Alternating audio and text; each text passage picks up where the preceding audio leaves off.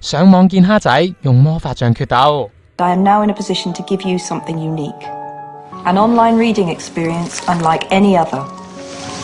It's called Pottermore. 謎底終於揭開啦！羅琳尋日宣布 Pottermore 原來係 online 版嘅哈利波特。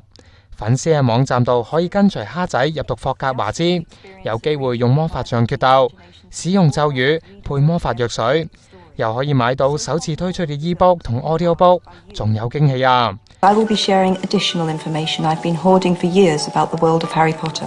資料大約有成18000字，從來都未曝光。網站要去到10月先至全面啟用，但係粉絲而家可以登記，去到7月31號，即係哈利生日嗰日，仲可以參加網上大挑戰。首先過關嗰100萬人可以登入網站先睹為快。羅琳就話搞 Pottermore 令到佢可以繼續接觸哈利波特嘅世界，雖然唔會出到第8集，但有可能推出百科全書。蝦仔迷等下啦。